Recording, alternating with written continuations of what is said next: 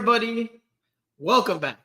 It is me. If you can hear me, of course, if you're listening to this, then it's the voice of your usual host, Franco Panizo, here on Miami Total Football Radio. If you're watching me, well, clearly you can see me. Obviously, like I teased earlier today, we will have a special guest on this week's podcast, on this week's episode. And the reason for that is because all the other three usual co-hosts are busy with the Miami Open. Yes, they are watching a different sport and covering a different sport. But that is not going to stop us here on Miami Total Football Radio from continuing to do what we do. So we're going to bring a special guest here. I will not introduce or reveal the special guest just yet because I'm going to tease it a little longer. It's a good one for you guys. It's a good one for you. But I will start by saying, if you haven't already, Carlos C in the comment section with the best comment early on. Messi's cicatriz for the special guest. Carlos C, obviously, if you don't know what cicatriz means, that means like his wound or his scar. But obviously, I was going to say, with the pleasantries, begin with the pleasantries. If you haven't already, please give us a follow, hit that subscribe button, a like, a share. If you're listening to this after the fact, I know there's plenty of you that can't join live and in the moment, especially probably right now as Inter Miami. The U.S. men's national team is playing and losing to Jamaica in the CONCACAF Nations League. Well, if you're busy with all that and you listen to this after the fact, just give us a like or a share or subscribe if it's on YouTube. If it's on Apple Podcasts or Spotify, leave us a review. We are so close to getting to that number that we need to hit on Apple Podcasts. As soon as we do, jersey giveaway time. You guys have earned it, especially since we're closing in on 200 episodes between podcast and video. It's been incredible that how time has flown in the last 4 years and change. But anyway, all right, enough with the drama. Let's bring in our special guest. Some of you will be familiar with him. Some of you will not, but we will introduce him and let him share his experiences with the Miami Total Football Radio world. And he's already shared some of his thoughts. He's been in the comment sections in recent weeks. So he's been upgraded from the comment section to the show. All right, here it is. I'm not teasing it any longer. Joining us here on this week's pod to talk all things Inter Miami is none other than, drumroll, I can't do it with both hands because I have my hand on the computer, Juan Arango! Hey, look, it's a very fully bearded Juan Arango. Bien canoso, amigo. Bien canoso. It's whiter than I remember. I painted it slowly, very slowly, extremely slowly. Rocking the Italy sweater too. Nice. No. Get your shit straight, man. It's Napoli. Is that Juventus? Napoli, dude. Napoli. No, I can't support the northern teams, man. Okay, well, Juan, welcome. You have been promoted from the comment section here to the show. Mm-hmm. For people that are familiar with you, I mean, obviously you are a controversial figure. Oh, thanks. I appreciate that. I don't know. Nothing but downhill from now, ain't it? No, listen, Miami Total Football Radio is, listen, we don't shy away from the controversy. We embrace it. If it's there, yes, sir. We don't try to create it out of nowhere, but if it's there, we embrace it. So we call it like we see it. You are welcome to share your thoughts however you see fit. Like I told you before the show, if you feel like cursing, curse. If you feel like going sled tackle on somebody, if you feel like doing a Lucas McNaughton on Lionel Messi type of challenge here on whoever, you are more than welcome to do so. I will not censor you in any way, shape, or form. I will try to guide the conversation so we stay focused because I don't want you getting away from the point at hand. But Juan, for people that aren't familiar with you, give us a little bit of background of who you are and how you got into the sport and what you do. Well, I'll be as quick as I possibly can.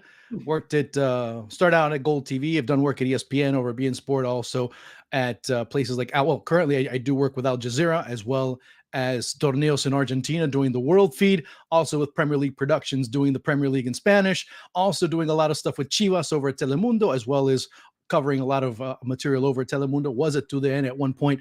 What else should I say? Yeah, I was the Latin American correspondent over at Diario Sport, and of course doing stuff every so often with places like BBC, Eurosport, and many others. So I guess that's, interesting. I guess that's me in a nutshell. I could go longer, but I know that we're a bit pressed for time, so I'm not going to try and elaborate myself. Yeah, we try to usually get this done within an hour and 10 minutes. So let's try to keep it to that. Did you mention your most recent employer? Like, well, I guess not most recent. Oh, yes. Well, did you forget that one? What happened? No. It's just I was trying to. I just trying to go as quickly as I possibly could. Yeah, you're absolutely right. I completely forgot. Yeah, I did some games, not a lot of games with MLS season pass last year in Spanish, in Espanol, the better version, the more quality version in Spanish. All right, give us your background. You got the Napoli, hoodie on, so people might think you're Italian, but Juan Arango is from Colombia. Colombiano, muy bien, parcero, muy bien, muy bien. Yes. Although I am an Italian citizen, though. You really? I did not. Yeah. Look at you. All right, awesome. Triple citizenship there for you. My daughter's like a spy. She has like 5 passports. So sheesh. I didn't know that was allowed, brother. Look, by the way, I didn't know either until I found out. I've got my Medellin type shirt on here, nice and stylish, bro. I got it recently. I saw pictures of you in Medellin, so I can't really great say too much about in that. Medellin. I'm like the most paisa the ones that was authorized to see. Now that's another issue. I'm the most paisa peruano you can meet. I'm the most. I have a big affinity for Colombia in general, but Medellin especially. That's what they all say. Yeah. No, but not for those reasons. I mean, the women are beautiful, but not for those reasons. Like the culture is just incredible. The atmosphere. Well, that's what I'm talking about. I don't know what you were going into, but the music is spectacular for my taste. But anyway, all right, let's focus on Inter Miami because we've got a lot of Inter Miami things to talk about. Like literally, there's a lot of topics. We're gonna start with something that we learned last week after we finished recording last week's pod, and that's that Inter Miami will play Monterrey in the next round of the CONCACAF Champions Cup. It's going to be a very interesting matchup. Monterrey is one of the heavyweights in this region, one of the powerhouses. Before we get into our thoughts very quickly, because we'll have more time to dissect on Monterrey and the matchup as we get closer to that game, let's listen to Tata Martino's thoughts on, meeting up or matching up with Monterrey in that next round of the CONCACAF tournament. Bueno, desde Rayado, obviamente yo vengo de estar en México durante 4 años, así que conozco bastante individualmente a Rayado. Hay que analizarlo un poco más desde el juego colectivo. Como dije, creo que la semana pasada, antes del partido con Cincinnati, Rayado, con Tigres y con América son planteles extremadamente fuertes, con jugadores muy buenos locales y con extranjeros muy buenos. Y prueba de lo de Monterrey es que cuando hicieron los cambios en el segundo tiempo, los futbolistas que ingresaron mayoritariamente son de selección. Entonces, este es un tema también que da para el análisis de ciertas restricciones que tiene nuestra liga, hablo de la MLS, respecto a cuando te toca jugar con equipos que tienen en las mismas condiciones que tenemos nosotros, el doble de futbolistas. Entonces, pero esto es algo a futuro, ¿no? Y de Leo... Hold on, Tata Martino. Before you start talking about Lionel Messi, which we'll get to next, we're going to wrap up this little intro with Monterrey. Juan, I don't know if you're very good at translating there, but can you give us a summary there of what Tata said for the people that watch and only understand English or only speak English? I don't know if John Paul Terrazas is one of them in the comment section, but he says, I always watch the YouTube videos after work. This is my first time on the live. Great show. Thank you, John Paul, for joining us. We really appreciate it. John Paul Terrazas. Let me say the full name. John Paul Terrazas, thank you for joining us. Really appreciate you doing so live and in the flesh. But Juan, if you could summarize, if you give us a gist of what was just said there from Tata Martino about basically, I mean, he says obviously he's familiar with Monterrey, having been in Mexico for 4 years. Most of the team is basically national team material, and we're not just talking about Mexico, talking about in general that many of those players also play for national teams in South America. It's a squad that has a great deal of payroll. that is one of the most extensive in terms of payroll, and it is one of the limitations that is put on forth by MLS on teams. Even Tata Martino and Inter Miami have a certain limitation in terms of what they can spend, and when you start comparing with teams like Monterrey and the like, it ends up really offering an interesting comparison. But he knows the competition that there is. He also talked about how aware he is of what this next level is in CONCACAF Champions League. So overall, he's talking about basically what this team's going to need to do, despite some of the limitations financially, but also a more, right. How should I say, a team that's deeper in terms of their roster, a team that does have a lot more options coming off the bench. So that is going to be in itself a challenge for Inter Miami. He took a little bit of a Juan Arango slide tackle approach there at the end. He kind of took a shot at MLS, but being like, well, there's something to look at when Monterrey is bringing off the bench national team quality players. It's something for MLS to look at in terms of the restrictions. He alludes to all that. And he says, but obviously that is, and he even says this is obviously for a later time in the future. But he took his dig. Is it really? I mean, is it really a side? I mean, he's not lying. He's not talking about. I mean, it's a reality. It's a reality. But MLS likes to keep. MLS likes to keep people talking just pro MLS all the time. So if you hear, if Tata Martino's saying, you said it, not like me. But if Tata Martino's, he's stating a reality. It's maybe it's not even a shot, but he's stating a no. But there was another comment from, if I'm not mistaken, this past weekend that many outside of that we're talking about. Hey, why isn't Tata Martino being fined over it? I forgot exactly. I think he was talking about the refereeing, but obviously since he does his press conferences in Spanish, he can kind of get away with it. Oh, because the coach in Montreal had also come out and said something about the refereeing this past weekend, and he ends up getting in a bit of trouble in terms of what he said. But then Tata Martino says something similar, and nothing happened to him. So it's all that, but he's not lying. He's saying the truth. He's not lying. He's telling a reality. He's telling a reality because actually, give me 1 second. I'm actually gonna start rattling off names. You start looking, and of course, I'm talking about within Mexican national team context. You have Jesus Gallardo, Tecatito Corona, Brendan Vasquez. This is the bench that Monterrey had this weekend against Atlas. Govea, who's also been on the national team. Hector Moreno. You look at it, that's just the bench for Monterrey that they have. Of course, you start looking at some of the starters that they have, it's a much deeper team. There's no, Monterrey. I think it's Monterrey, Tigres, Inter Miami, America in terms of payroll in CONCACAF. So now, when you start talking about South America, then that's a whole different level. Come back to this region. Come back to this region, Juan. Don't get too far away. Possum in the comment section, and I think Possum, which one of my favorite commenters, just based off of his pictures and his imagery alone, says team is deep as fuck, honestly. 60 to 70% squad strength and still picking up points. And yes, this is a new Miami Total Football radio where we curse. So team is deep as fuck. Team is deep AF, if you want to know what AF stands for. Some people might not know what it means. I'm assuming Possum's talking about Inter Miami. I would say Inter Miami on an MLS level is deep, by that standard or, relative terms.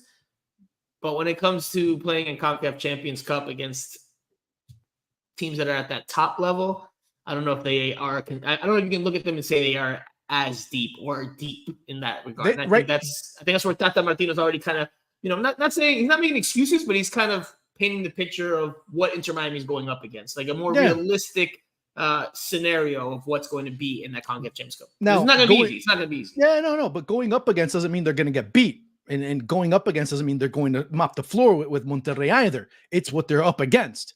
Because in my opinion, if you ask me, in terms of teams, this Monterrey side is probably the toughest, the best team that Inter Miami has faced in the Messi era, period. What about Cruz Azul? Cruz Azul sucked last year. Cruz Azul was terrible. They were bad. They were terrible. Now this year they've gotten much better. This Cruz Azul side is light years different compared to the Cruz Azul side that Inter Miami played in the very first match of Leagues Cup. But Monterrey are another level. Monterrey, America, does Inter Miami Tigres get past? Just very quickly, because I don't know if you're gonna have the availability or you're gonna have the schedule to come back on before that game in a couple weeks' time. Does Inter Miami in your opinion, as of right now, get past them? And let's assume that Messi will be healthy enough to start. Let's just assume Messi's available. Yes or Very no? good question. I would say probably not. Okay. We'll see. Look, I mean, I mean, you're facing a team with a why. I mean, Monterrey is going. They want to be able to surpass America in terms of the amount of CONCACAF champions iterations that they've been able to win. Remember, they've already won 6. They're looking to see if they can win number 7. They want to be part of that Club World Cup. And so they're facing a team that actually has a true why in terms of going forward. Now, can Inter Miami beat them? Absolutely, they can, because we saw Cincinnati being able to break them down in several occasions. Although you could also say Monterrey really never got out of third gear against Cincinnati in both matches. They really controlled proceedings throughout. Although you do have a more balanced side when Monterrey are able to defend. They can defend better in a block. When they go forward, they can attack much better. They're overall a more balanced team than Inter Miami right now. I'll be completely honest. Yeah, that's where the challenge is going to be, and we'll see what state Inter Miami reaches that game. Because, like I said, we're under the assumption. I asked you the question with Messi being available, and Messi's availability is in question because the injury, the right hamstring injury that took him out of Inter Miami's second leg versus Nashville C in the 50th minute. Well, it's something he's nursing his way back from. Let's listen to Tata Martino. This was the latest that Tata Martino has said with regards to Messi's injury. This came after the 3-1 win versus DC United this past weekend. Tata Martino has not spoken yet this week to the media. He will do so tomorrow on Friday morning, so we will get an update there. But this is the latest from Tata Martino, the most recent thing we've got from Tata Martino on Lionel Messi's injury. Bueno, la lesión, más allá de la ausencia de él hoy, a partir de hoy hay que manejarla semana a semana.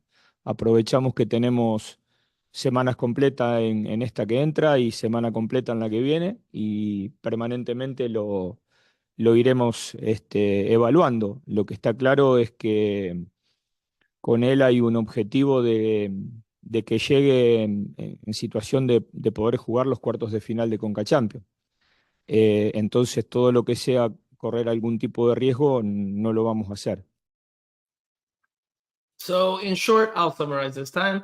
He's saying that they're not going to run any risks. They're going to evaluate him on a week-by-week basis. From what we saw on Wednesday at practice, he came out towards the tail end of the 15 minutes that media is allowed to watch, 15, 20 minutes. Came out during the last 3-4 minutes. We saw him doing some individual work with the physio, starting to warm up. It looked like he was going to do some running drills on his own. So he is a question mark going into that match against Monterrey in a couple weeks' time. Also likely going to be a scratch this weekend against the New York Red Bulls. We'll see what type of update we get tomorrow. Like, Inter Miami very clearly doesn't like to give a certain timeline when it comes to Messi for like all the reasons we've talked about on this podcast before. There's ticket sales at play here. There's implications, financial implications, TV rights. There's a whole bunch of things. This is a business after all. So tell me about it. So there's a lot that goes into it that maybe, the average person does not take into consideration. And it's not all just face value. They don't want them to know. But absolutely. And it's not just, it's not just face value. Oh, wow. Look, the U.S., by the way, sorry, side note, parentheses. Yeah. The U.S. men's national team just avoided, at least for now, a defeat to Jamaica in the CONCACAF Nations League because in the 90th plus 6th minute, Corey Burke scored an own goal for Jamaica. So now it's 1-1. So U.S., I'm not getting into the whole Greg Berhalter thing on this show, but, I don't think that scoring an own goal against Jamaica on home soil, says a whole lot about the state of the team and the direction it's going in. But anyway, even if they win this game, like I know people will be like, oh, they won, they advanced, whatever. But if they would, trust me, it's. They found a way. They willed their way. They never gave up. Mexican and American media are very similar. They try and make their teams that seem like they're world champions, and they're not. Anyway, all right, we'll get away from the U.S. men's national team talk. But I just did want to note. No, it's cool. They were seconds away from losing. Anyway. By the way, shout out to my good friend Donald Oliver, who's on the call internationally for that. Great commentator in Jamaica. One of the, truly one of the better ones. If you want actual football commentary on that one, Donald Oliver, boy, he's top notch. So by the way, in the comment section, the people are watching that game while they keep an eye on us because Jay Vasquez says USA tied Jamaica 1-1. Tank 721 says own goal to tie the game. Last seconds, USA is lucky AF. Another AF reference here. See, I mean, I'm okay with cursing, but I don't want to overdo it either, man. But you guys are killing me here in the comment section with all these AFs. And look, another one. Jay Vasquez, Berhalter is lucky AF. How many breaks? Oh man, the AFs are raining down on us here in the comments. Just put AF on the comments, ladies and gentlemen. That's all. Next show is going to be called Messi AF. That's it, Messi AF. Yeah. That should be the new name. Messi AF Radio. We'll see. All right. Do you think Messi will make it to that game? Do you think Messi makes it to which the one? Game? The first leg against Monterrey.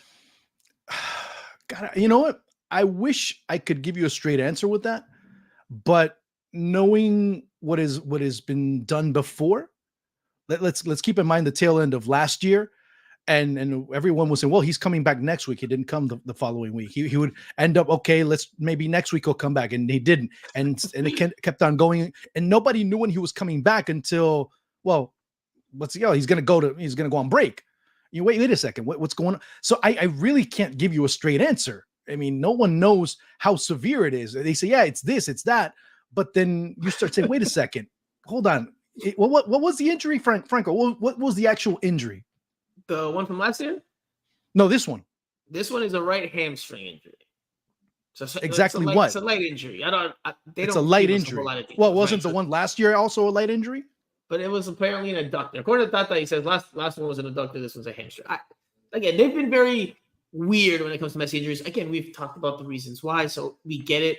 But that's why there's there's questions as to what's going on with Messi. Like again, on the last pod, Jose Armando, Andrea, Yanis, and myself, we all thought he was not injured. I still have questions as to how injured he really is. I think this is really, honestly, to me, and you can say I'm doubling down, and that's fine. I think they're just managing his minutes and his load in what's a very busy year for him. Between Argentina and Inter Miami, they're just managing the load because he's clearly not a young buck anymore that can play 90 minutes every single game in a loaded schedule for both club and country. I think that's what I think. This is just me. No, but you're not saying that. He himself said it. He himself said it in Bolivia. Say, hey, by the way, start getting used to me getting subbed out more often here and there. So it's something that he said in Bolivia. It's not that Franco Panizo or Juan Arango are saying or Jose Armando or any. No, it's he himself said it. He's saying, no. There's gonna be matches that I won't play. There'll be matches that I'll play 60 minutes, or I'm paraphrasing what he was saying, but he said he'll be playing less minutes as his career progresses because he of course wants to play at the highest level possible. So right. He wants to play as long as he can, but he's gonna have 60 games out to play as long as he can. And I think that's more what's happening here. Sure, there's probably some sort of injury, but listen, if there was a World Cup final this weekend, I think, and again, it's not inside information, it's just my supposition, I think he would be able to play. I think they're just managing the load. Him and then everyone that's around him. Because listen, Inter Miami's here, right? Club should be bigger than anyone, but Inter Miami with a short history is not bigger than Messi. Messi is bigger than Inter Miami. That's his obvious. priority is Argentina, guys. Absolutely. So I mean, I'm going to rest because I want to be ready for Copa America. Then Argentina's going to oblige, and Inter Miami's going to oblige. No problem. Anyway, I mean, there's still talk. I'm not saying that it's going to happen. Okay, there's still talk that Messi might play the Olympics. Okay, Javier Mascherano said it. Today? It's Thursday. He had an interview on Tuesday, saying, "Well, Angel Di Maria said absolutely no. He's not coming. Messi." Still, we're talking to him, and for him, it's a week by week, a game by game situation to see how he gets to the Olympics, to see if he's going to play or not. So, I mean, I'm not saying he is. Like I said, I'm not saying he is. I'm not saying he isn't. But that, again, like I'm saying, Argentina is his number one priority at this stage of his career. Dolph Ignition in the comment section, also talking about the U.S. Men's National Team game, says Matt Turney, lucky AF, get calendar in there. All right. The people are watching us, and they're watching the U.S. Men's National Team game. That's true dedication for you guys. Anyway, quick question. Yes. Why isn't Georgia Petrovic? Is Georgia Petrovic on the national team? No, I don't believe so. Why? Juan, get back to Inter Miami. See, I told you, we gotta keep you here. We gotta keep you focused. Okay. I'm sorry. My bad. It's all good. I told you, we won't censor you. We'll just bring you back. All right. Well, let's focus on. Talked about Messi. A lot of people wanted to know about Messi in the latest with regards to him. With Messi out this past weekend, Inter Miami relied on its other star attacker, and that is the red-hot Luis Suarez, who scored 2 goals off the bench to give Inter Miami a come-from-behind 3-1 victory on the road against DC United. Inter Miami went down in this game in the first half. They tied to Leonardo Campana, and Suarez did his thing. There were a lot of good performances elsewhere, a lot of important plays from other players, which I guess I would love to talk about all of them, but if we're trying to keep it to an hour and 10, well, we can't do it all. So I'll give their props, Federico Redondo and Diego Gomez, both of them key components in helping set up the goals that allowed Inter Miami to win the game. Now, Luis Suarez, though, was the finisher. El Pistolero, the Uruguayan striker, doing what he does best. So before we look forward to the Red Bulls game, we'll recap this game against DC United. Before we get into our thoughts, of course, mostly on Suarez, we'll listen to Tata on Suarez. 2 remarks from Tata on Suarez. The second of which I think you'll appreciate, and I know you're going to go in on, because there were a lot of opinions out there about Luis Suarez in recent weeks before he started this red-hot run of form. So let's start with the first of 2 from Tata Martino. Bueno, con Luis es una situación similar a la de Leo, a la de Bushi, a la de Jordi. Hablar de ellos parece que fuéramos a encontrar algo que no ha sucedido nunca y es algo que ha hecho habitualmente en toda su carrera. Entonces, bueno, habíamos hablado de que iba a tener más o menos media hora en el partido y bueno, y nos definió el partido, así que a mí me pone muy feliz porque cada vez lo veo sentirse mejor y bueno, con la facilidad que él tiene para hacer goles, evidentemente para nosotros es un actor fundamental. All right, so that's the first part, which he just talked about Luis being like Lionel Messi, being able to deliver in key moments like he has throughout his entire career. That shouldn't be a surprise, more or less. Quick gist. This is the second half of it, where he again, he doesn't do it in an aggressive way, but if you hear the message and you listen to what he's saying, you can understand, what's being said. And I think you and I have said it in much more aggressive and much more boisterous ways in terms of, people who were very critical of Luis Suarez during the first 2 weeks of the regular season plus the preseason. So this is where Tata Martino talks about Suarez's form dating back to last year when he was with Grêmio, scoring goals in the Brazilian First Division, a league that Tata Martino considers to be in the top 5 most competitive in the entire world. No, not just in South America. No, not just in this side of the world or in this hemisphere. He's talking about the entire world. So this is what Tata Martino said with regards to Suarez's form dating back to 2023. Bueno, empiezo por lo de Luis. Él viene de hacer una temporada en Brasil que el Brasileirao es una de las 5 competencias probablemente más importantes del mundo y hizo creo que 17 goles y 10 asistencias, una cosa así. Entonces, esto sucedió hasta noviembre del año pasado.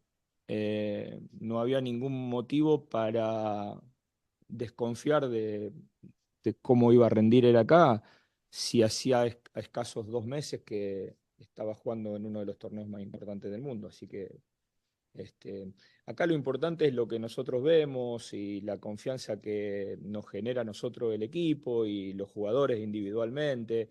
Y obviamente en la parte externa se generan comentarios que obviamente son válidos, pero no son los que están cerca de la semana de cada jugador.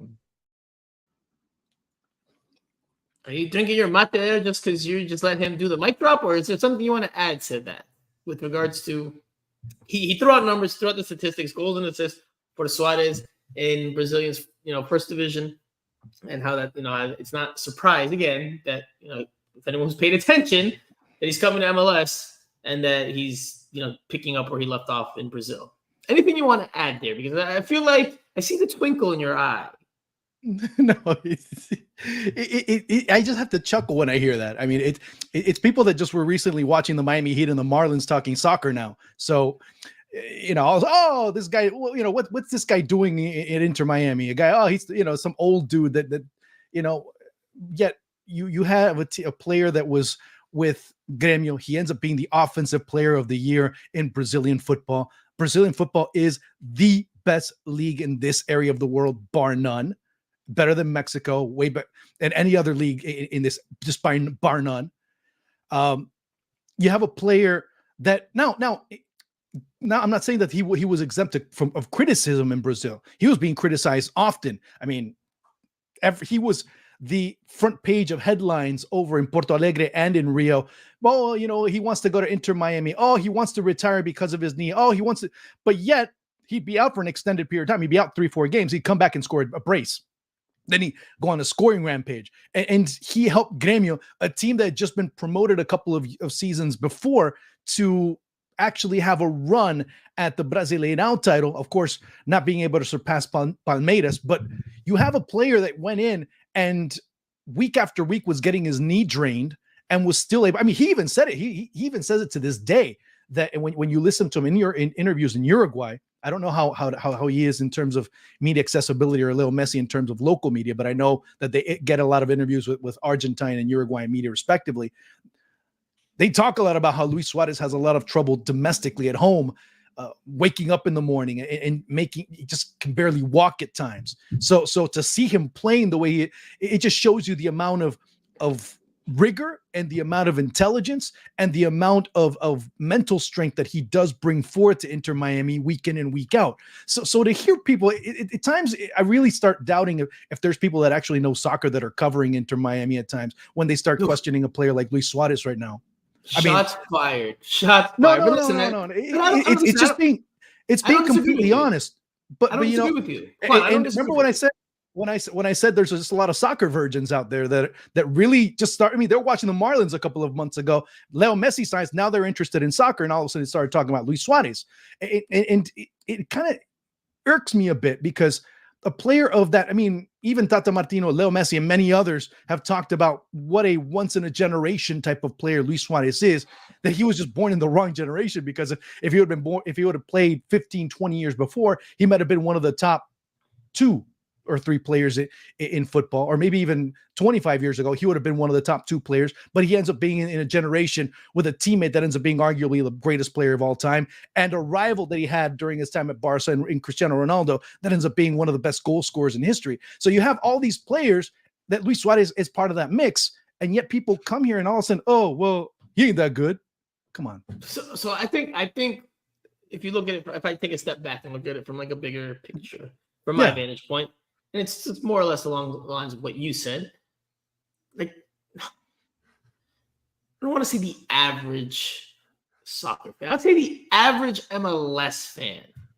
You have to distinguish soccer and Futbol from MLS. Even though MLS is, they play the sport, there's different types of fans, different types of aficionados, or diferentes tipos de aficionados. I don't think the average MLS fan really watches much more than maybe it's their own local team. Maybe a big game here or there that another team might be involved in, and maybe a little bit of the English Premier League, since it's so heavily marketed here, national team games. But I don't feel like the average MLS fan has a worldly view of the beautiful game. And football's a reflection of our society. Oh, absolutely. And if you talk about the U.S., I mean, the U.S. is very U.S. focused, U.S. centric. I mean, U.S. people. And by the way, the U.S. is winning, so they went up ahead here in extra time. But if you ask, the average American to tell you, headlines around the world, probably won't be able to do that. And I think that transitions, or that carries over into the soccer, into football. Yeah. And the average MLS fan does not know what Luis Suarez did in Grêmio, does not know the level that the Brazilian First Division is. So they see him labor about in the first 2 games, and there was room for criticism there. But to question and say, he deserves to be benched after those 2 games and things of that nature is to disregard his body of work. Now, listen, what you've done before in professional sports doesn't mean that's what you're going to do tomorrow. But Luis Suarez has more quality in one leg than 99% of Major League Soccer. Look, he's gonna hobble. He's gonna hobble his way to 20 goals this year. It was telling to me that if you were calling for Luis Suarez, this is just my opinion, you can agree or disagree, but it was telling to me if you thought Luis Suarez should be benched after 2 games that admittedly were not the greatest, then I think you just haven't been paying attention. And mind you, he didn't have much of a preseason at all. Well, right, because they were traveling around and hopscotching around the world, Harlem Globetrotting their way around the globe. But anyway, he's off to a flying start. He's named Player of the Week. I don't have the exact statistics in front of me. I was trying to find them because they have to do it to get across all competitions.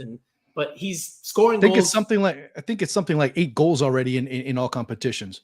Is it 8? No, it's not 8. I think it's 5. He has 6 in MLS. Maybe 6. Maybe. I don't know. I don't have it. I don't have it in front of me. I should have it in front of me.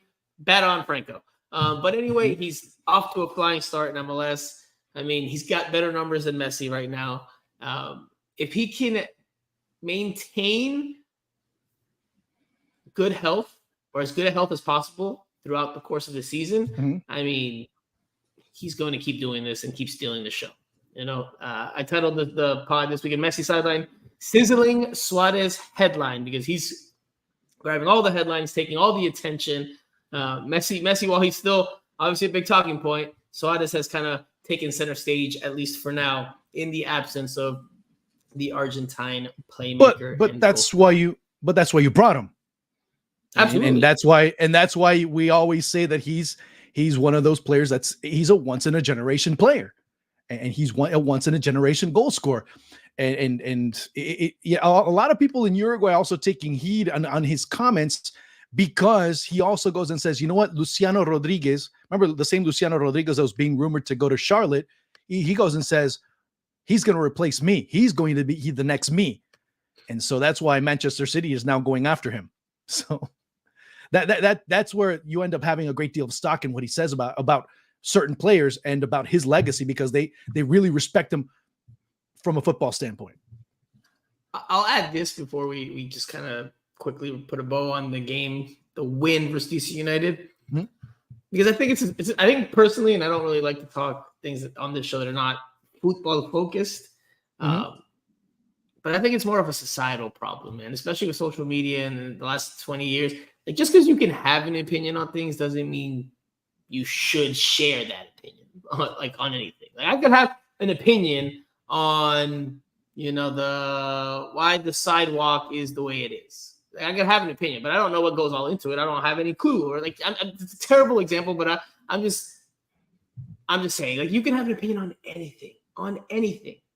It doesn't mean you should. It's a well-informed opinion, and that you should spout that opinion just because it can make you look silly. It can make you look clueless because you don't know what you're talking about. If you don't pay attention to the Brazilian First Division, and you're questioning Suarez as he comes to MLS, which is a lower level, then I think it shows that you're not paying attention. It shows you're not paying attention. Even at Gremio, they're saying.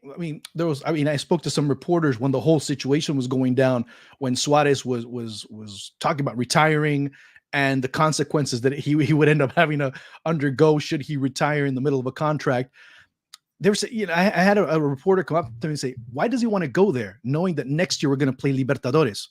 Now, keep in mind, and I posted this on Twitter, so many, or X, or whatever the hell it's called now, how much money, and just so you kind of have a difference in terms of how much or how important one tournament is compared to another. The Copa Libertadores, the winner of the Copa Libertadores this year ends up getting $23 million in prize money. If you end up adding everything else, it ends up being something like 43, 42. The winner of the Leagues Cup gets $2 million. Well, okay. Did I lose you? The Copa do Brasil. The Copa do Brasil. I'm talking now. This is last year. Last year, the Libertadores winner would end up getting $16 million. The winner of the Copa do Brasil, which is basically the equivalent of the U.S. Open Cup, was $16 million for the winner. So in terms of Brazil, and I understand U.S. fans not really being knowledgeable or not really understanding the Brazilian league, because Brazil is a very self-sustained league. And Franco, but Brazil ends up being kind of its own little world within South America. It's its own little shell for a variety of Brazilians reasons. are very nationalistic. Brazilians are very Exactly, nationalistic. that Like too. they like their music, they like their football, they like their food, they like what they've got. And that's mostly what they focus on. And that's a Mhm. generalization, but I mean, you can speak to Brazilians, and they are very many people that are foreign that go to Brazil and that spend time there will say similar things. Paulo Guerrero or has even said he told me straight up. Paulo Guerrero in a Uber ride in New York City during the Copa America Centenario, because he was playing in Brazil, and he was like, "Oh, el brasileiro es bien nacionalista." The Brazilian person is very nationalistic because they listen to their music. It's hard. Like it's hard for. And again, we're getting sidetracked here. Got to bring you back. No, but it's but hard for it reggaeton helps artists. It's hard for though. reggaeton artists. It's hard for reggaeton artists that are big in all of Latin America, even make it big in the U.S. to kind of break through mainstream Brazil because they don't speak the language, and Brazilians just don't consume. Yeah, it's just how because it's in Brazil, and I'm just saying it's like the example you say for Brazilian, Anitta is much greater than Bad Bunny. To give you an example, they're like Bad Bunny. Who cares about that? That's the one that we're looking at. Brazilian, and therefore, if you start looking at the Brazilian community here in South Florida, try and sell them into Inter Miami. No, they're about Corinthians, Palmeiras, Flamengo. I mean, Flamengo's fan base ends up being the population of California in terms of so it's a very self-sustained, like you said, very nationalistic in that term. And I'm not talking about in the negative sense or in the derogatory sense. I'm talking about, the pride that they feel about what is their culture and what is their football. That's basically what it is. Now let's get back into Miami, and they won at DC United without Messi, without Suarez starting. It's a big win for the team on the road. Winning on the road in MLS is not easy, even if you have talent like Inter Miami has. We saw that against the game against the LA Galaxy. But Inter Miami found a way to get it done. Again, solid notes all around. Nicolas Freire left the game with an injury. He missed practice on Wednesday. Not sure about his status for the weekend, but it doesn't look likely that he will be available. Excuse me.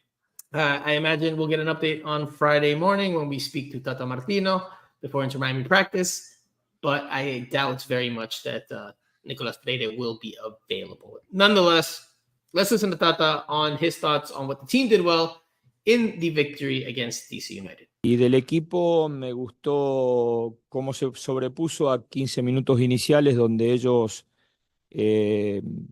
con pelotas largas y con mucha intensidad en la presión no nos dejaban organizar el juego. Creo que a partir de los 15 a 20 minutos del primer tiempo y en adelante el partido absolutamente fue manejado y jugado a lo que pretendía Inter y me parece muy justo el triunfo que tuvimos. Tata says that he thinks it's a just result, especially after the first 15 minutes where DC United, in his opinion, were the better side, but then Inter Miami then took control of the game and, were dictating the tempo and were the protagonists, right? So I agree. Inter Miami looked good on the road. They had their moments at the back that were a little nervy. That goal from Jared Strud in the 14th minute, un golazo, but Campana leveled the score 10 minutes after that, and Suarez comes off the bench to score 72nd and 85th minutes to give Inter Miami all 3 points on the road. Helps them make up for the loss they had at home against CF Montreal in between the Champions Cup game. So that's a big help, and it comes against an Eastern Conference opponent. So good for Inter Miami, which is I'm trying to find where they are in the standings. Yes, they were in first place. They were in first place in the Eastern Conference. It was hard for me to find. I'm being tongue in cheek there. By the way, this was the starting lineup for Inter Miami. And the reason why I bring it up is because we'll talk about the changes that we'll see this weekend. You had Drake Callender in goal. It was a 4-3-3. David Ruiz at the right back. Thomas Aviles, Nicolas Freire, Noah Allen. So Jordi Alba was even on the bench to start this one. Midfield 3, Federico Redondo, Sergio Busquets, Diego Gomez, and up top, Julian Gressel as the right winger. Robert Taylor on the left, Leonardo Campana starting in place of Luis Suarez. Now, Juan, quickly put a ball in this game. Anything that you thought? What does this game say about? Let's not kid ourselves either. DC United is not one of the heavyweights in the Eastern Conference. No, at least on paper, we don't think they are. But to get a win on the road with a team that didn't have Alba Messi or Suarez starting. What does that say about Inter Miami on an MLS level? Because we've already talked about the depth on CONCACAF Champions Cup level. I guess we touched the subject too, but on an MLS level, what does this say about Inter Miami? No, it's look, you have to get the points wherever they're at, and they did. And again, like you said, and we already know DC United is more middle of the table going down in not MLS in the Eastern Conference. Forget that. And to be able to beat them, it just, you're getting the points that you have to get. Now, yeah, can you question how Inter Miami come out of games straight out of the gate? Yes. The times that they're out and they're able to outwork and out-intensify teams, that's where they end up making the difference in the early stages. Now, also in their defense in this particular point, and I kind of like countering what I just said, they didn't wait until the second half or until the basically end of the match to kind of turn things around. They after that point, there was the Campana equalizer, and after that, they really did pressure forward. They really did continue to proceed and attack and persist in terms of offensive pressure. So that was a positive. They did, again, it's not like they figured it out in the last 20 minutes like we saw against the LA Galaxy, or until a player was sent off to start just pushing forward and just sending crazy balls and try and see what they can end up, ricocheting into the back of the net. It was organized. It was composed. It was a team that showed character. It was a team that was able to take the blow that they initially took and absorb it. And okay, fine, not a problem. We'll come back and get them. And we're able to make it 1-1. And of course, Luis Suarez comes in and makes a difference because you have that. Say, okay, we can hold the fort here. Let's see what our big guns can do. And once the big guns are able to push them over the brink, that's when they end up making the difference. And that's how it's going to be in a lot of matches, especially when that grinding portion of the season, when you get into, well, I want to say Leagues Cup, but that ends up, well, when you start looking at late May, stopping a little bit and going into early August, when it's a bit of a grind this season, then that's when you start really getting those types of performances that end up being key to make a run. And to me, let me be quite completely honest with you. Inter Miami should trot, and I want to be underlining that, trot into at least the semifinals and maybe even into the MLS Cup, to be quite honest with you. They should be able to trot in. Not a problem at all. If everyone's healthy. Of course. If everyone's healthy. No, I mean, come on. No, if everyone's injured, everybody, they should limp into the final. No, obviously, come on. No, listen, I think for me, this game, it goes back to what we talked about early on the pod, it shows Inter Miami's depth at an MLS level, right? Like, they might not have the stars out there or the biggest stars, or they didn't have tres de los cuatro fantásticos, they didn't have three of the Fantastic Four starting the game, but yet they still have enough talent with the money they've invested into this team under the salary cap. Federico Redondo, Diego Gomez has been playing very well. He's been linked now with maybe a summer move to a team over in England, Brighton, I think it was, if I'm not mistaken, from what I read earlier this week. Tata Martino even alluded to that in a recent press conference, saying, like, where's he going to go? Where's he going to play in Brighton? I don't know, but if there's a deal on the table, it sounds like if Colo Barco can't get a start, how's Diego Gomez going to get a start? Listen, Tata Martino alluded to the other day, I forget which post-game press conference it was, but he said something along the lines like he's playing at a very good level. Yes. Who knows how much longer we'll be able to keep him for, along those lines. And so there's interest in mind you, Chelo Weigand arrived today in South Florida. So there you go. But I'll just going to wrap up on the DC United game. I liked how Inter Miami was, the protagonist, but they were smart, man. They were smart. When they had the two counterattacks that lead to the two goals that give them the tying tally and then the winning goal, I mean, they made the right passes into space to the right player, and then the goals came as a result of that. So many times in MLS, and I'm sure you've seen this over your years as well, you can see a 3-on-2, you have the numerical advantage, and teams make the wrong pass, or they wait too long, or they mishit the pass. Technically they were good, and from an IQ level, I thought they read the game very well and made the right decisions in the right moments, and that helped them. It's something easy to overlook, but when you watch other plays where teams don't take advantage of those opportunities, cuando tienen superioridad, how do you say it in Spanish? Juan, help me here. Numerical advantage is? Superioridad numérica. There you go. I was trying to think of the phrase, couldn't get it out. Thank you. That's the numerical advantage. You see it a lot in MLS, and chances go to waste plenty of time. Yeah, there's the 2v1s, the 3v2s, yeah, or et cetera. That exactly. sort of thing. So All right. Anyway, let's move on. Inter Miami will play again this Saturday. Again, another 2 p.m. kickoff on the road against the New York Red Bulls. Yes, Inter Miami travels back to the Northeast once again. They'll be without Messi, and they're going to be without several players that are away on international duty. That includes Drake Callender, who's with the U.S. That includes Schneider Borgelin, who's with Haiti. Israel Boatwright, who's with the Dominican Republic. David Ruiz, right? David Ruiz, who is with Honduras. With Honduras. Federico Redondo, which is Argentina's under U23s. They're in Mexico, right? Actually, they play Mexico tomorrow. He's with Argentina's under 23 team, and Diego Gomez, who is with Paraguay. So 6 players that will be absent from this game for Inter Miami. There's an injury concern to Nicolas Freire, who again I don't think he's going to make it. Leonardo Campana did not train on Wednesday either. He's dealing with a knock, so he's a question mark for this weekend. And well, then you've got Lionel Messi, who we know is also very unlikely to play. So those are a lot of absences for Inter Miami going into this weekend game. This will be another match that, even more so than the DC United game, that really tests Inter Miami's depth. We will start, before we get there, to one player that, well, he isn't on international duty, but he may be absent depending on what Inter Miami sorts out with the Finnish Federation. Because Robert Taylor was called up by Finland, or was going to be called up by Finland, and he turned down the call-up. He said he wants to stay with Inter Miami. He put out a statement that reads more or less along the lines of, "Dear Finnish football fans, firstly, I want to express my gratitude every time I'm called up to the national team. It is the greatest honor a player can achieve. I also greatly value the team of coaches and the fantastic relationship I have with them.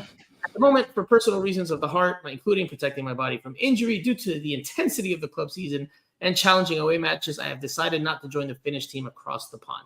I strongly believe in these extremely important upcoming matches. Finland needs players who are absolutely in peak condition so that we can definitely secure our place in the European Championships. It would have been selfish for me to take this opportunity from another player because the decision was difficult to make and took a longer time to reach this season. I know that it has placed the team in a challenging position, and I apologize to my teammates and coaches. I will continue to work hard to get another opportunity to represent Finland in future matches. I don't want to be a distraction to the team, so let's all focus now on the gang and cheer Finland to victory." I don't know how to pronounce this, but it says "Ui Suomi on," end quote. I don't want to spend too much time on this because we've got about 15 minutes. We still have to talk about the Red Bulls game in more detail. The reason why he may not be able to play is because if the Finnish Federation does not give a pass to Robert Taylor, then there could be fines. Because if you get called up, you get called up. Now, obviously, there's been backlash in Finland due to Robert Taylor's decision. Now, I understand from Robert Taylor's position why he might not want to go travel for these games. Because obviously, Inter Miami is depleted. And I'm sure that they probably try to put a little bit of pressure on him to be like, hey, we need you. Stick around. Stand by. Also, from a personal standpoint or an individual standpoint, he doesn't get a whole lot of playing time with Finland. Like, he plays 5 minutes here, 3 minutes there, maybe 15 minutes. He's not a starter on the Finland national team. So I can understand from his seat being like, well, I don't want to travel to the other side of the world, miss games with Inter Miami that I could be playing in, and I will prioritize club over country. I understand all of that, but I disagree with it wholeheartedly. Because national team is the national team for a reason. It is a privilege. The players that get to 100 caps, it is, an incredible milestone because there's only so many national team games you can play, not only in a given year, but in your career. And I think this is misguided from Robert Taylor. I understand why he might make the decision, but I think it's a bad decision, especially if they qualify for the Euros, because then you just get to walk back into the team now because, you want to take part in the Euros. Like that's, I think it's a bad decision on his part. Again, I understand why, but I don't like the decision. I disagree with the decision. I'm not Finnish. I have no affiliation with Finland. I would love to visit at some point, but I think Robert Taylor got it very, very wrong here. And on top of that, Wales beat Finland today 4-1. So there you go. And guess who scored for Finland? I don't know. Teemu Pukki. There you go. I like Teemu Pukki. So yeah, no, I do too. I mean, I liked. I got to do some commentary on some Minnesota United matches last year, and yeah, it took him a little while to finally get in gear. But once he did, he was very important for Minnesota United towards the end of the season. Although they were collapsing there towards the end as well. But my question ends up being, well, doesn't Teemu Pukki also have to go through the same rigors? Don't the other Finnish players have to go through the same rigors? And okay, fine. I don't get. Is it more because for personal reasons, or is it because you don't get playing time? I think it's that 100%, brother. Like I said this at practice yesterday morning. I think the fact that he doesn't see much time, he's like, well, why should I go?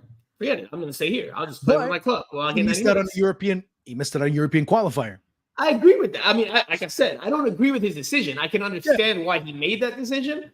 But I don't agree with this is not disagreement. This is accentuating your point. Okay, all right. Because it's not only him missing a game, it's him missing a qualifying game. You know, I mean, we can look at it from a national team perspective and say, well, oh no, I'll miss out on this qualifier. I'll sit this one out. But when you guys get to the Euros, if you indeed you go, oh, I'll be there. I'll be there for you. No, it doesn't work that way. So whatever consequences may end up coming down his way, well, that might end up being what he has to pay for, I guess. Tank 721 in the comment section says Robbie made the right choice. Disagree. Strong disagree. I strongly disagree too. I think it's short-sighted on his part. I think it's very short-sighted on his part. Anyway, all right, back to the Red Bulls game, because we don't know if Robert Taylor will be available or not. We will ask tomorrow. Tata Martino will give us hopefully an answer as to whether they've secured permission for him to play or not. Now, if I look at the calendar for Finland as of right now, that's it. They didn't have any more matches after this. Their next match would end up being a friendly on June 4th against Portugal. So is Robert Taylor available for that?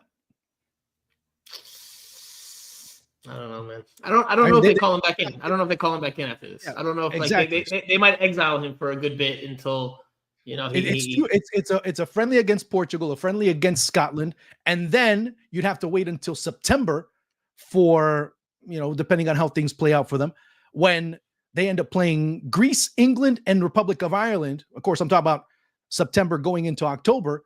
Greece, England, and Republic of Ireland in UEFA Nations League play. So is he going to be available then? I still think it was the wrong choice. I think so too. It was the wrong choice. I think so too. But it's his career. Oh, absolutely. You live by the sword, you die by the sword. Whatever decision you take, that's your career. Absolutely. You're in charge of your career. I just strongly disagree with that decision to turn down the call. I agree. Anyway, all right. Speaking of the Red Bulls game, there's going to be opportunities for other players, including one CJ Dos Santos, who we spoke to yesterday on Wednesday morning.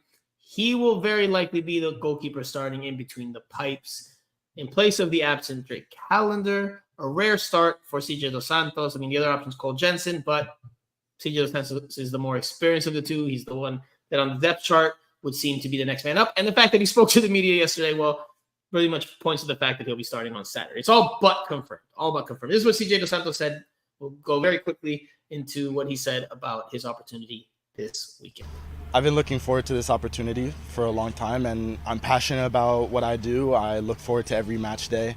I love what I do. I go into every day, every week, trying to get better, whether it's 1% better, 10% better.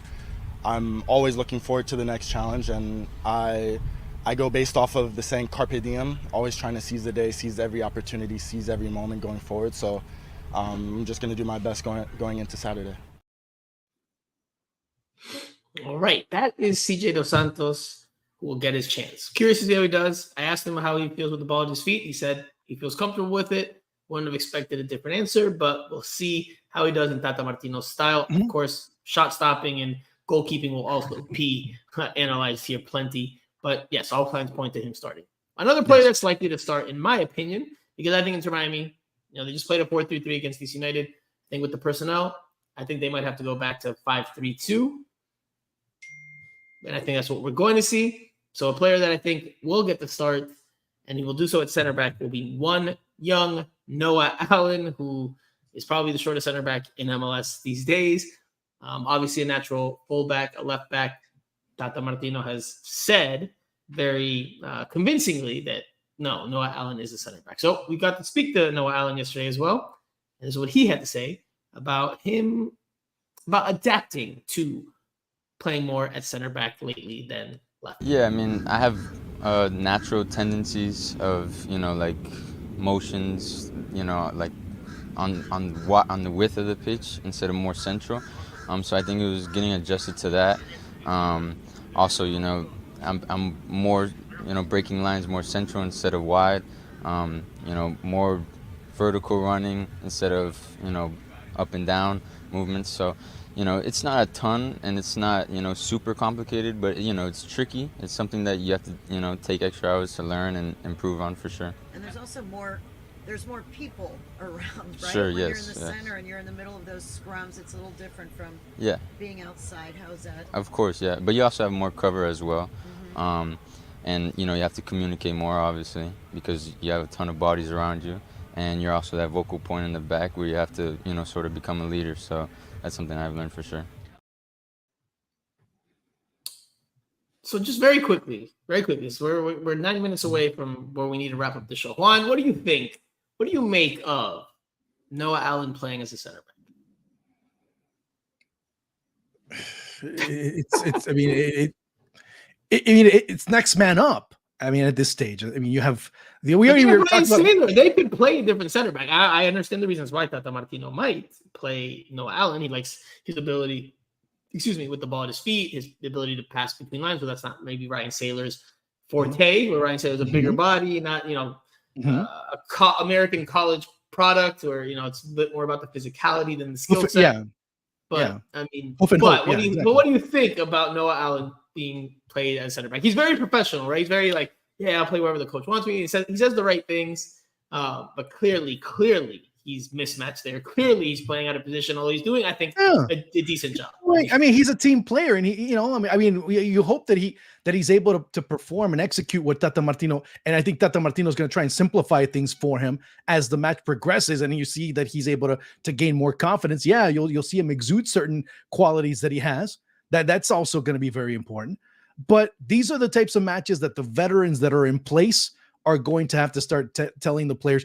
There was one match I remember where Jordi Alba, and it was the Galaxy match. I'll give you that one. That Jordi Alba at one point in the Galaxy match was basically telling Ristov, hey, this is when a player comes and starts pressure and looks to shoot, make sure you step up. I mean, he's thinking those types of things. Yeah. Make sure he didn't say it as nicely as you just said it, though. No, well, yeah. Look, I really didn't feel it. He said it AF. Okay, so in terms step of up AF. Yeah, and muy bien, Juan, muy bien. When you have Sergio Busquets is going to have to become that player in the middle that organizes the defense. This match will end up being a Fede Redondo type of match that he's going to have to also buckle up. You're right. I wish you were there. You're right. Okay, who do I start saying? Okay, well, it'll be again the veterans. It'll be Sergio Busquets. It'll be Jordi Alba. It'll be Luis Suarez. They're going to have to say, hey, you know what? This is going to have to happen because, again, I'm not too worried, Franco. I'm trying to make it sound like I'm worried, but I'm not. Because, fine, okay, if Inter Miami loses, big deal. And if they lose the match against NYC the following week, big deal. So what? Inter Miami's priority at this stage of the season is the CONCACAF Champions Cup. Jorge Mas and company want to be in the Club World Cup next year. That is the objective. That is the priority. And MLS is forgiving in that aspect in terms of the calendar, that if you don't acquire points early on and you end up gaining steam in June, you end up getting momentum in the Leagues Cup, and then you end up storming into the playoffs. Inter Miami can come in third, fourth, or fifth, and they're still going to have a chance to be able to get into the MLS Cup. So it's not a reason to start worrying or panicking if Inter Miami are short players in the month of March. So let's not get too carried away with that right now. Well,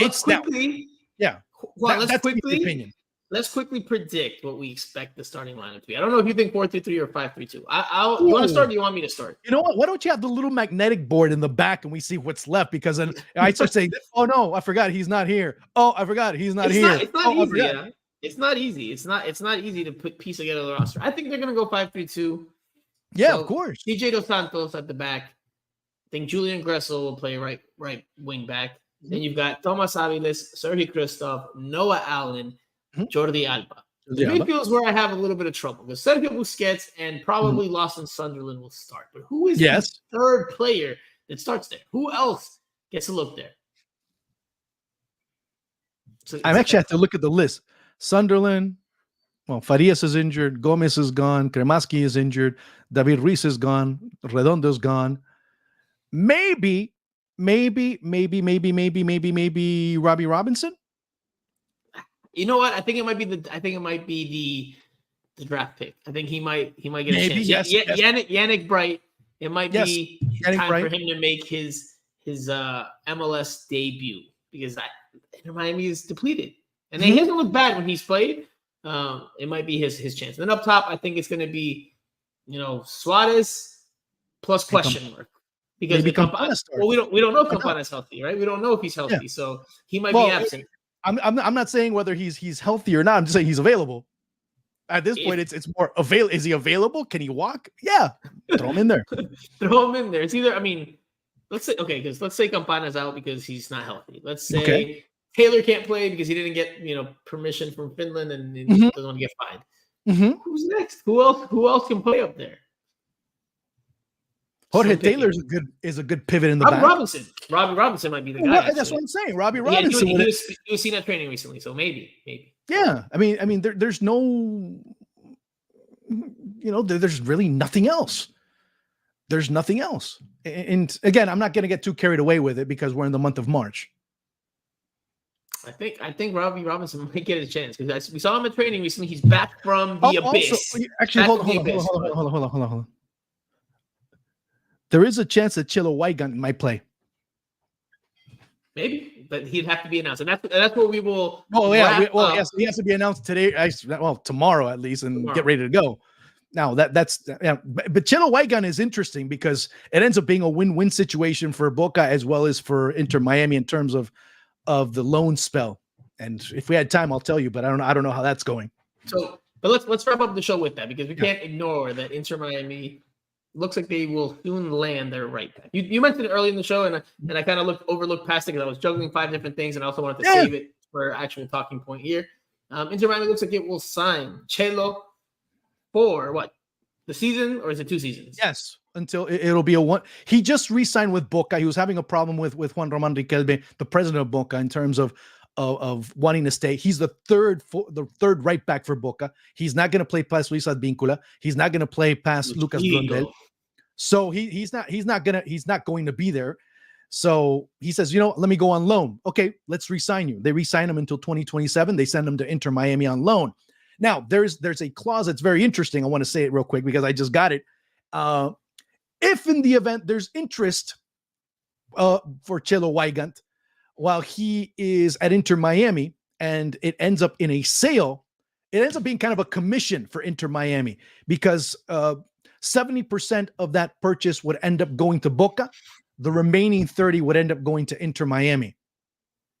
Which is paying nothing for his services, right? Exactly. They're not paying anything to acquire him. They're getting basically a commission for him. Yes, you're exactly right. So we're renting you, and that's it. And if you go somewhere else, then we collect something for that, which is perfect. I don't think he plays this weekend. That's not inside information. It's a reach. It's a reach. You're absolutely right. He landed today. He could be presented tomorrow, right? In theory, he could be, but he has to have his paperwork done, and that normally takes a couple weeks, right? We saw with Fede Redondo, getting the paperwork done and everything, todos los trámites taken care of. Maybe for the NYC game, maybe. So I don't think he plays this weekend. Yeah, no, that's what I'm saying. Even if he's announced for the NYC game, but so I think it's going to be some time. But nonetheless, Inter Miami found a solution, or at least an option there for that right wing back spot that they've been looking to address for DeAndre Yedlin 2.0. No. Yes. No. Juan. Dude, I call Boca. How can you tell me? No, Juan. No, Juan. Yes. Juan. Está borracho. I think there's alcohol in that mate. I don't think it's actually mate. I think there's alcohol. Well, there is a little bit. Yes, you're right. See, there we go. I knew it. but it and I say it from a quality. I'm not saying it despectively. No. He has a lot of quality similar to DeAndre Yedlin. He does go forward very well. He does look to go on the attack. He's very proactive offensively. Even he goes into the area to try and become an option to to strike the ball, to head the ball, to whatever it ends up being. He ends up being an interesting proposition from that perspective. I think you're giving DeAndre Yedlin at this point in his career too much credit. But a younger DeAndre Yedlin. I'm not talking about this DeAndre Yedlin. But DeAndre Yedlin has never been much of a threat in the final third. He gets forward, he tracks back with his speed, and makes up more reactionary than. And he was never a good defender. Right. So Weigand still is iffy in defense, but I can say that he's not a bad acquisition for Inter Miami. Not a bad acquisition at all. I mean, especially for that portion when I told you he does end up becoming yet another body inside of the area. So maybe DeAndre Yedlin 2.0. Yes, Carlos went in on the comment section. Sorry, Juan. Carlos went in the comment section, but DeAndre doesn't have quality or confidence in the final third, and I agree with that. That's why I don't think. I think the comparison is probably a little bit off. I'm not saying, look, he's going to come in here and be the right-sided Marcelo for Inter Miami of Real Madrid past years, but I think he will be an upgrade over what we saw from DeAndre Yedlin at the end. Well, Boca played a back line of 5 quite a bit last year, and he it was weird because Boca played a double 4. If you understand what I'm saying. And Weigand, and then you had Vincula further up top. It's basically what they called in Argentina double 4. And basically with that back line of 5, he was able to flourish a little bit more. I guess you could say, he's not a bad acquisition, to be honest with you. And of course, he'll come in with some motivation to go and really look to motivate himself to try and make an eventual move to Europe or maybe Mexico. So we'll see how it goes. I doubt he plays this weekend, but we'll see how it goes. We will leave it there. Actually, there's one more thing I want to share with the people before we close out. We've gone over an hour and 10, but only by a little bit. This little humorous exchange with Noah Allen, who's rocking some facial hair. If you saw the clip, I know if you're hearing it, you're not going to see it, but he's rocking some more facial hair these days. Let's look at this exchange I had with him at the end. Because we talked about him playing center back. He's looking to be or appear a little more intimidating. Like I tell him in the clip, I don't know if it's working for him, but nonetheless, this was a funny exchange at practice on Wednesday. You want to beard out too to look tougher out there for the center backs? Trying to look older. I'm trying. I gotta get some more oils and. Thank you guys. Thank you. Juan Arango, give Noah Allen some tips, my brother, because he needs a beard to look like yours if he's trying to look ferocious or intimidating out there. But and I do look ferocious, don't I? you look a little meaner, Yeah. But you were actually pretty calm and tame. I'm surprised by how tame you were. Calm and tame. Okay. I mean, you threw me some softballs. What do you want me to say? I told you exactly what I was going to say. You could say whatever you want. I told you could say whatever about you want. What? But about what? I mean, I expected more from Juan Arango. I expected more venom. I expected more venom. But what do you want me to say? That now the Mexican press is going after Tata Martino, getting things, kind of like, just in case we lose today in Nations League, it's not Jimmy Lozano's fault. It's Tata Martino's fault because he left the foreigner's the one that left it a mess, not me, not Jimmy Lozano. I mean, what do you want me to say? Oh, Messi's coming in a couple of weeks' time. We have to start, ramping it up and seeing what we can start, digging up from him and Tata Martino. I mean, what do you want me to say? Because it's not a very exciting time in football in terms of that. But again, the Mexican media are starting to try and make things a little interesting for when Inter Miami do play Monterrey. Well, we'll see. Tomorrow, I'm sure Tata Martino will be asked about that as well. So, all right, we will leave it there because we're going over the time that I normally like to go over. Juan, thank you so very much for joining us. Yes. I doubt this will be the last time that we will see you. Probably we'll see you here participating as a special guest, as well as probably in the comment section, because I know you've been an avid follower in recent weeks. So I appreciate you joining on in any capacity. Thank you for doing so. You're the one that you kind of like extinguished the fire that you usually have. You kind of were like very tame today too. I was expecting more. I was expecting more fire questions, and I was ready to go. I mean, you were like peace and love today. But there's a lot to talk about, and there's we didn't have a whole lot of time to sink our teeth into other things, like into the football that maybe is not doing so well. We didn't have time for that. There's just too much to talk about. Don't worry, Juan. No. Plenty of- Next time, there's plenty of Andrea's season. the one that brings. Honestly, I think Andrea's the one that brings the fire to this show. Andrea's the star of the show. Andrea's the star of Akisita. I don't know. I Some didn't people say, love, I didn't some say, I people didn't love say her. she was a star. I just said she brings the fire. Some people love her and some people don't love her. So That's good.